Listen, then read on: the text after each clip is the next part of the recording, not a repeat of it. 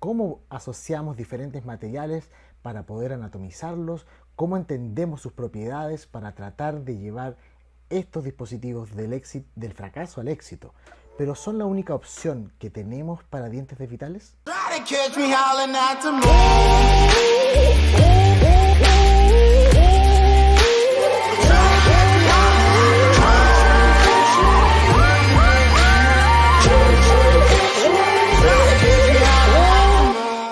Cuando comenzamos a analizar, ¿cierto?, todo lo que avanzamos acerca de los postes, de las características de la estructura, de las características del remanente, nos damos cuenta de que la interfase, ¿cierto?, siempre va a repercutir, siempre todo esto va a repercutir en la interfase, que es donde fallan los dispositivos intracanal para lograr realizar esta reconstrucción.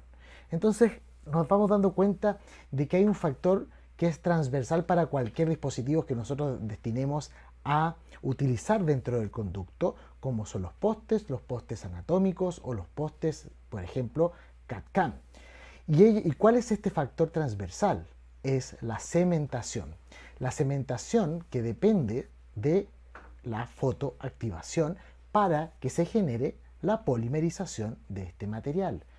Amplios son los estudios acerca de los tipos de cemento, ¿cierto? Si es de auto, si es dual. Siempre en ellos los duales son los que toman posesión o el mayor éxito dentro de estas técnicas intraconductos en la odontología adhesiva. Pero el factor fundamental para que nosotros podamos determinar hacer un procedimiento correctamente, uno de esos factores también es la polimerización, porque la polimerización ahora tiene el desafío que nuestra unidad, ¿cierto?, de fotoactivación genere una emisión, ¿cierto?, esa emitancia de luz lo suficiente para que la transmisión de luz a través de este dispositivo que hicimos, ¿cierto?, núcleo poste, llegue a través de este dispositivo la suficiente cantidad de luz a los tercios, a las diferentes áreas del conducto. Y tiene este desafío, ¿cierto?, de un área muy estrecha cuando estamos en un conducto y necesitamos que en esa área estrecha en profundidad, de gran profundidad en relación área transversal y vertical, logre polimerizar, que esta luz logre que esa polimerización ocurra, lo cual puede ser un desafío. No es que puede ser, es un desafío que nos lleva a pensar en cómo estamos pasando hoy desde este tipo de tratamientos a los que vamos a hablar un poco más adelante. Y esto, cuando empezamos a analizar la literatura, yo les traje aquí un paper muy didáctico en el cual ustedes pueden ver, ¿cierto?, la exposición radiante, los valores de exposición radiante, es decir, cuánto llega de esta luz a los diferentes tercios radiculares utilizando postes de fibra. Y aquí nos podemos dar cuenta de que la resistencia de unión se encuentra más alta, obviamente, era lo esperable, a nivel cervical o coronal de la raíz. ¿Ok? Y en este tercio es donde, haciendo las pruebas de push-out, logramos ver que la resistencia de unión es la más favorable y comienza, a medida que vamos en profundidad hacia apical, a disminuir esta resistencia de unión.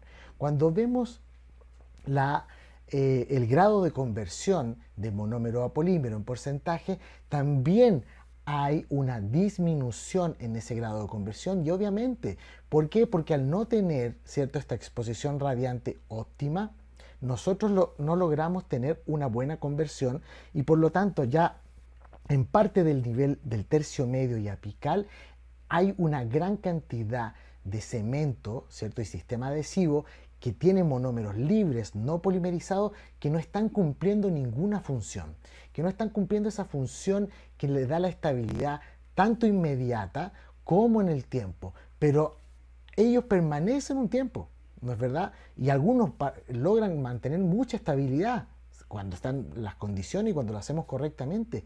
Entonces, ahí nos damos cuenta de que el tercio cervical, ¿cierto?, el tercio cervical tiene una gran importancia en la estabilidad de lo que estamos realizando a través de odontología adhesiva. Si ustedes ven la barra azul y la barra roja de estos gráficos, es la densidad de esta luz en joule por centímetro cuadrado. Entonces, independiente que pasamos de esta exposición radiante, ¿cierto?, de 16 a 48, que eso quiere decir que yo estoy con más tiempo con la luz, no hace diferencias estadísticamente significativas en el grado de conversión. Ya se mantienen igual. No es proporcional ese factor. Entonces nos damos cuenta de que hay otros factores que están influyendo en cómo estos sistemas se logran estabilizar y el tercio cervical o coronal de la raíz están siendo, toma una relevancia. Cuando nuevamente ya vemos este factor de la polimerización, ya lo logramos visualizar tanto en ese paper como en otros papers, también podemos darnos cuenta de que parte de lo que entendíamos como favorable en los anclajes dentro del conducto es exactamente ese factor biomecánico. Por lo tanto, trasladamos toda la lógica de los postes colados metálicos, de tener anclaje, por lo menos los 2/3 del conducto o una corona dentro del conducto, ¿cierto? La longitud de la corona dentro del conducto, además de la correspondencia de la anatomía del conducto con este colado, esa fricción para tener ese anclaje mecánico, lo trasladamos a los postes. Pero si ustedes se dan cuenta, ¿cuál sería el factor que generaría toda esta estabilidad si es que mi poste no tiene, ¿cierto?, una buena polimerización al nivel del tercio apical principalmente y un poco del tercio medio? ¿Ya? ¿Qué anclaje o qué retención me vendría en este caso a dar si es que no está cumpliendo con los parámetros mínimos de resistencia de unión ni de grado de conversión? Ahí ustedes pueden ver este paper donde se utilizaron postes de fibra y los dejaron cortos, ¿ya? Postes de fibra que no cumplían ya con los parámetros que se entiende eran los necesarios para anclarse y dar estabilidad a estos dispositivos. Y se puede ver, ¿cierto?, que tanto la resistencia a la fractura de estos postes era exactamente la misma. Obviamente la resistencia a la fractura del núcleo metálico que aparece ahí es muy superior, pero cuando viene la fractura del remanente de tejido son catastróficas. Entonces, obviamente ahí uno va hacia las opciones de postes que vinieron a suplir, a dar una férrea competencia, tomando en consideración todos los factores de la clase anterior, pero aquí nos vamos dando cuenta de que a pesar de que estos postes puedan quedar cortos, también tienen un buen comportamiento frente a la fractura, frente a la resistencia a la fractura. Y los factores se empiezan a sumar dando relevancia al tercio cervical, ¿cierto?, de la raíz, dando importancia a él, incluso con factores cortos. Y eso probablemente es lo que nos ha llevado, ¿cierto?, a abrir las posibilidades actuales que hoy tenemos, ¿cierto?, de trabajar en este tercio coronal, en este tercio cervical de la raíz. Cuando nosotros empezamos a trabajar entonces ya a juntar todos estos factores que hemos conversado en esta secuencia de clases, nos damos cuenta entonces de que hay ciertos parámetros que se empiezan a juntar para dar nuevos protocolos. En la secuencia de imágenes que ustedes ven a mano derecha, pueden darse cuenta de que las fotografías es un poste y alrededor tienen una serie de áreas de cemento. Y si ustedes se logran dar cuenta, ahí hay también unas pequeñas burbujas. Ya esas burbujas, cuando las tenemos, todas esas áreas generan áreas de inhibición también de polimerización, tanto en todos los tercios, la verdad. Y eso depende mucho de la técnica de inyección de los cementos dentro del conducto, que lo vamos a ver en la cementación. Pero vean cómo también se suman nuevos factores que son asociados a la técnica que terminan afectando nuevamente la polimerización, porque en presencia de oxígeno no la voy a tener, que están son inherentes a la técnica y que vienen a sumar nuevos factores, ¿ya? Y estos se van a presentar en todos los tercios, generando esta inestabilidad a nivel medio apical. Así podemos ver aquí un listado de propiedades que son favorables cuando trabajamos del tercio cervical, que es el buen grado de conversión que logra, mayor resistencia de unión, ya ahí teníamos, lo vimos en los megapascales, por lo tanto, el buen grado de conversión también nos da menor degradación del polímero, porque vamos a tener menos monómero que se empieza a liberar, porque él va a estar mucho más estabilizado, y es responsable de la estabilidad general, ¿cierto? Uno de los responsables de la estabilidad general. Bajo estos 3 a 5 milímetros desde el límite amelocementario, podemos ya empezar a ver una disminución de todas las propiedades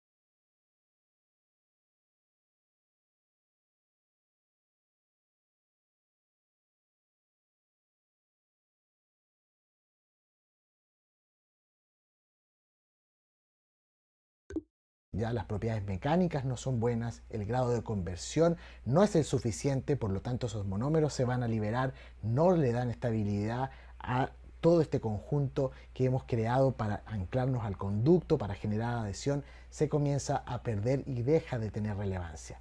Las propiedades también de mecánicas del polímero no vienen a sustentar toda la hipótesis o la lógica, la tesis de que aquí tenemos un área favorable para el conjunto. Y también si tenemos una mala adhesión por la baja polimerización y en el tiempo se degrada dejando áreas libres, espacios, ¿cierto? La degradación endógena y el material, ¿cierto? Generan una acelerada pérdida de función de estos milímetros desde el medio hacia apical. ¿Ok? Entonces, en base a esto, se proponen nuevas estrategias, ¿ya? Que independiente del tipo de diente, hoy en día en molares está muy consolidado que podemos utilizar técnicas libres de un poste, como por ejemplo la endocrown, y en el sector premolares y anteriores hemos empezado a tener ciertos ya tendencia a que podemos empezar a realizar técnicas que no necesiten el poste de fibra, y entre ellas es la combinación de diferentes materiales y estrategias adhesivas como la fibra intraconducto, las resinas con fibras cortas, las resinas compuestas convencionales o de polimerización dual o autopolimerización, que vamos a conversar a continuación. En esta etapa ahora podemos trabajar, la gutapercha puede quedar mucho más superficial y podemos conversar con nuestro endodoncista y tratar de indicarle de que nos deje desobturado solamente desde el límite cementario a partir de 4 milímetros, 3, yo diría que la media es 4, ¿no? 4 milímetros para poder trabajar, porque ya vimos que ahí tenemos un control suficiente para dar estabilidad. ¿Ok? Y ahora, como tenemos un control tanto de los contaminantes, ¿cierto? Tenemos un control de la polimerización, o mejor control de la polimerización, podemos tener un análisis clínico independiente de las lupas, ¿ya? Podemos tener un buen manejo clínico, comenzamos a ver las diferencias cuando tenemos sustrato favorable y desfavorable, como los que estamos viendo y hemos trabajado durante esta secuencia de clases, siendo obviamente el remanente coronario siempre un factor a favor. Pero vamos entonces a cómo deberíamos tratar estos sustratos cuando tenemos un factor solamente de adhesión en el tercio coronal. Aquí la adhesión necesitamos ser siempre debemos ser extremadamente cuidadosos, pero aquí vamos a tomar y empezar a aplicar lo que aprendimos, porque tenemos control directo de esta técnica.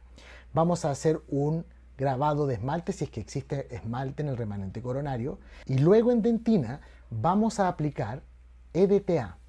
El EDTA es una alternativa ya que se ha estado siempre trabajando, porque aquí vamos a empezar a tener tejidos diferentes. Recuerden de que estos son dientes que llegaron a perder la vitalidad producto de lesiones habitualmente crónicas que generaron de que el diente reaccionara, formara dentinas de tipo terciario que tienen una hipermineralización, ¿cierto? Una mineralización muy diferente, una configuración de la fibrilla también, del sustrato de la fibrilla colágena en el sustrato muy diferente, y el EDTA es una alternativa para el manejo de estos tejidos, como lo vimos en nuestra clase de adhesión.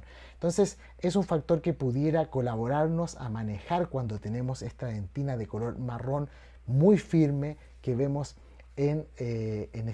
habitualmente en este tipo de sustratos. Y eso sería para la dentina.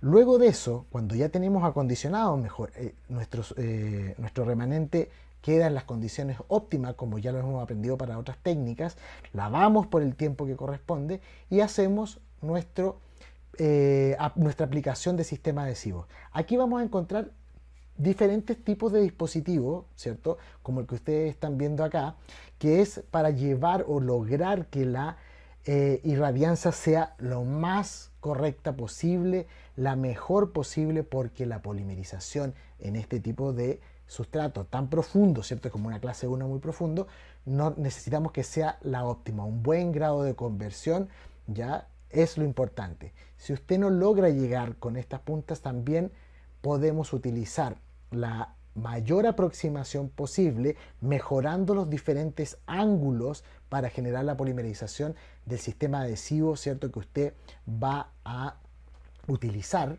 ya así como lo aprendimos. En este caso se utiliza nosotros recomendamos, que lo hemos insistido varias veces, un self-etch de 2 pasos, pero también podría ser un universal cubierto por una capa de bond. Y necesitamos generar una buena polimerización. Entonces se acerca su punta, la punta de la unidad de fotoactivación, y va cambiando sus ángulos, porque en estas cavidades, con esta estrechez o estas características, nosotros vamos a tener muchas sombras.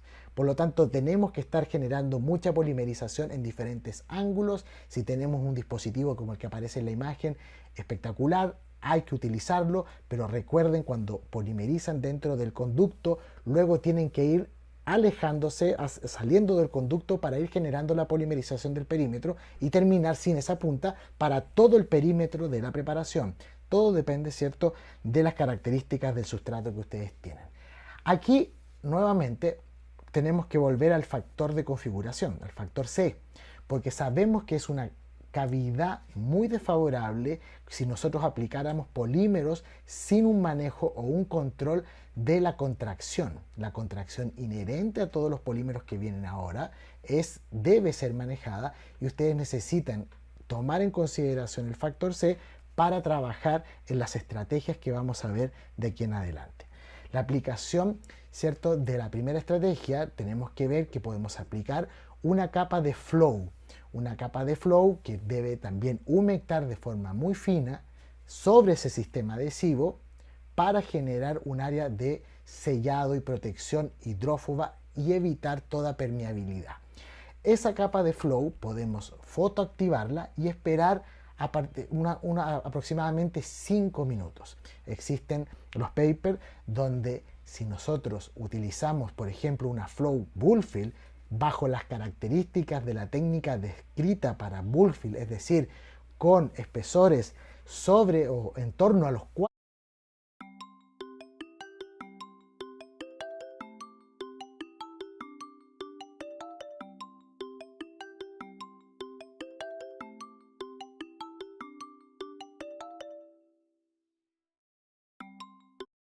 milímetros, nosotros vamos a tener, luego de la contracción de polimerización, una pérdida de adhesión, ¿cierto? Se va a generar un espacio en el piso, en la pared pulpar de una cavidad, ¿cierto? Entonces, eso es lo que pasa si yo llenara esto con una resina bullfill convencional o la que sea. Vamos a tener una pérdida de la adhesión a nivel del piso, ¿ya?, de esa cavidad. Estamos hablando de resinas fotoactivables, ¿ok? En este caso la bullfill flow, ustedes lo pueden ver, todas esas flechas que van viendo son los vectores de contracción cuando los diferentes tipos, en este caso un incremento de 4 milímetros en este paper, muestra cómo genera un vector de contracción que además tiene un tamaño grande, ¿cierto? Lo que nos está diciendo ahí es que se desplazó mucho esta contracción, el cambio volumétrico, y terminó fallando en la parte más débil, que es la cámara, el piso de esa cavidad clase 1. Si lo trasladamos a nuestra técnica en el diseño, tenemos que tomarla en consideración, y solamente una capa de flow nos va a colaborar para evitar este problema que vemos en este paper. Y además, esperar los 5 minutos después de la polimerización de ese flow permite de que toda la tracción que genera la contracción de polimerización en posibles áreas donde se puede acumular un espesor mayor pueda dañar o damnificar la interfase adhesiva. Entonces, algunos ya lo han descrito en diferentes papers, que es como retrasar un poquito las próximas capas de restauración para evitar dañar la interfase adhesiva, que es la que nos va a dar la continuidad con el tejido y una buena dispersión de las tensiones.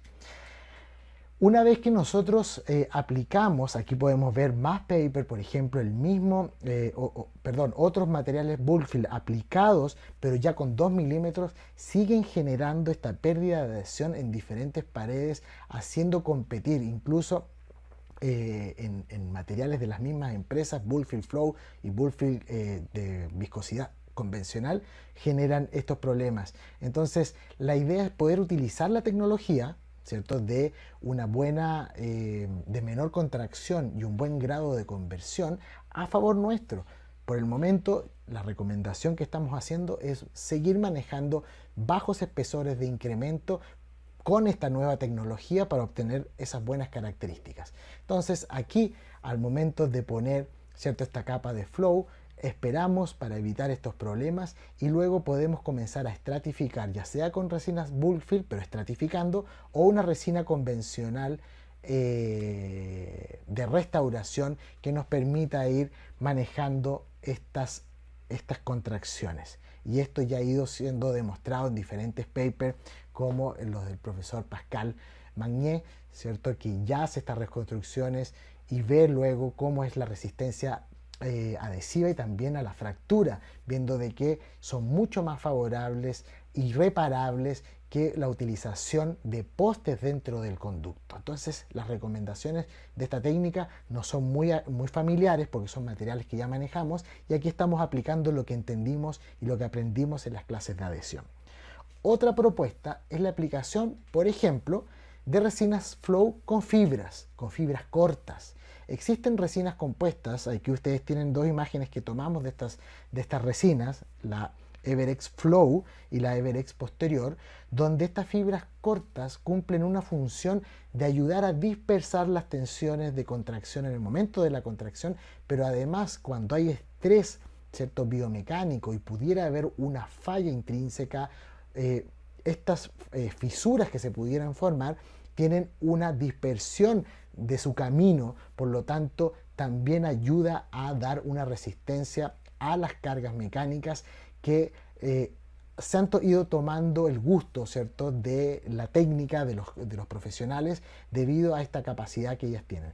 Pero las consideraciones con respecto a la aplicación vendrían siendo las mismas por el momento. Es decir, aplico sobre mi sistema adhesivo una capa de resina flow con fibras, fotoactivo y espero.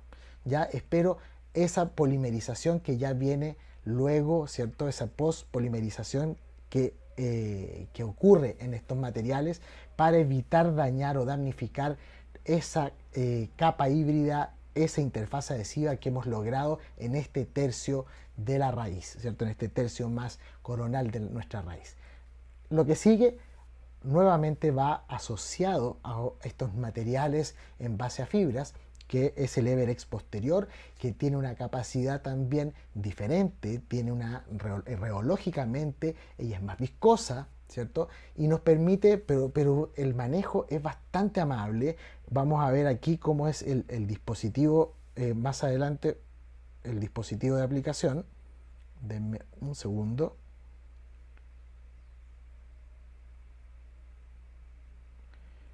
Aquí el dispositivo de aplicación.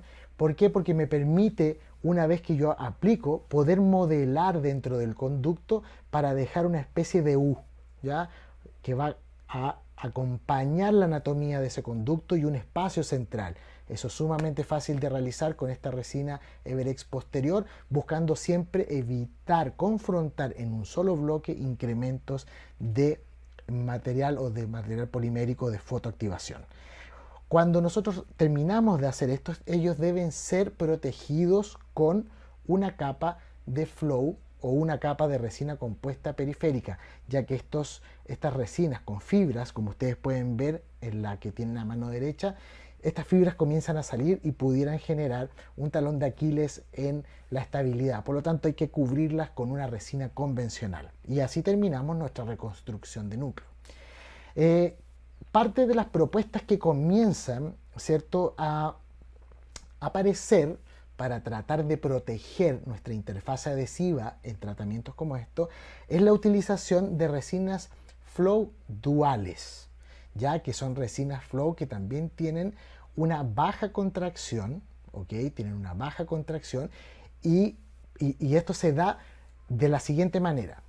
Cuando nosotros, la sugerencia que se hace con estos materiales es la aplicación sobre nuestra interfaz adhesiva, ¿cierto? De este tipo de resinas flow dual, y esperar aproximadamente 2 minutos, incluso un poquito más, de que la etapa de polimerización auto, ¿cierto? Basada en amina terciaria y peróxido de benzoilo, ¿cierto? Se dé en esta primera etapa.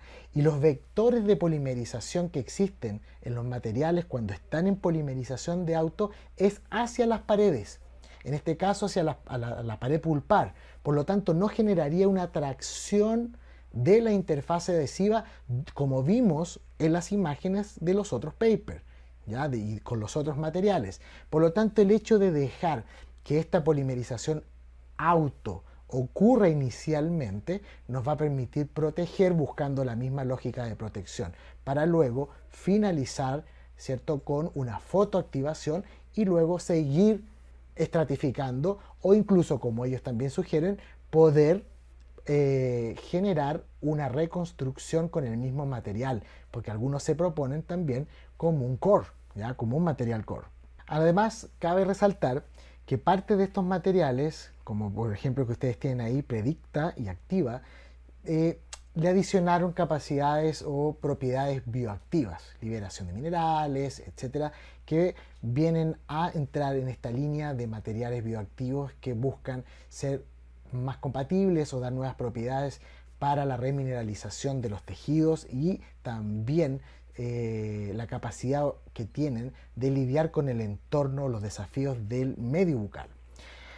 Eh, Ahora cuando pasamos a otra técnica, entendiendo de que realizamos una hibridización, ¿cierto? Con todas las características que ya conocemos, aplicamos un flow, nosotros vamos aquí a presentar una técnica que hemos ido también trabajando en otras clases, pero es una técnica donde al aplicar el flow, ustedes van a dejarlo sin polimerizar y van a posicionar sobre él una fibra de polietileno.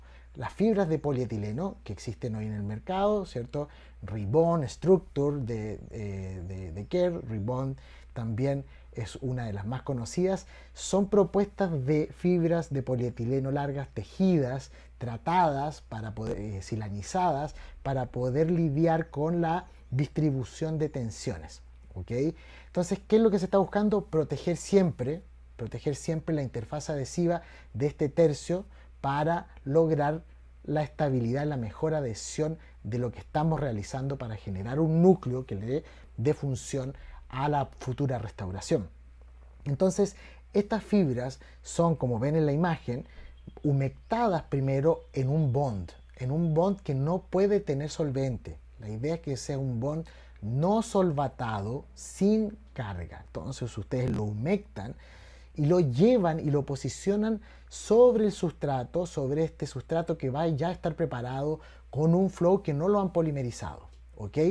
Lo ubican y van con una espátula, yo utilizo una espátula con una esfera de diferentes tamaños tengo dependiendo de lo que voy a realizar y la voy acomodando y ustedes logran ver cómo fácilmente este tipo de fibras, estos tejidos se van acomodando en el sustrato. En el tercio tengo total control de esta estrategia, tengo visión clínica directa, por lo tanto es una técnica que toma muchos pasos, es sensible, pero todo clínico con entrenamiento lo puede realizar. Si nosotros tomamos en consideración este paper que estamos viendo acá, este paper mostró cómo utilizando, ¿cierto? O cómo viendo estos defectos que ya empezamos a notar en el piso de grandes incrementos de resinas compuestas convencionales y también en las bulk fill, a pesar de toda su tecnología, los vectores de contracción perjudican la estabilidad de la interfaz adhesiva, generando espacio, ¿cierto? Pérdida de adhesión en esas áreas. Y al momento, como ven en la parte central, hay una especie de manchas oscuras, negras, ¿cierto? Donde están esas manitos, los autores muestran que una vez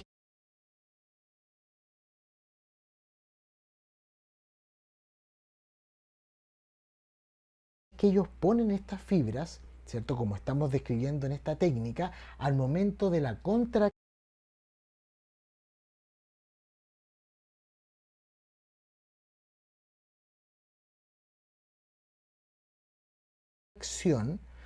estas fibras dispersan los vectores, las tensiones que se generan. Entonces ella acaba por proteger la interfase adhesiva. Ella protege la interfase adhesiva frente a la contracción de polimerización.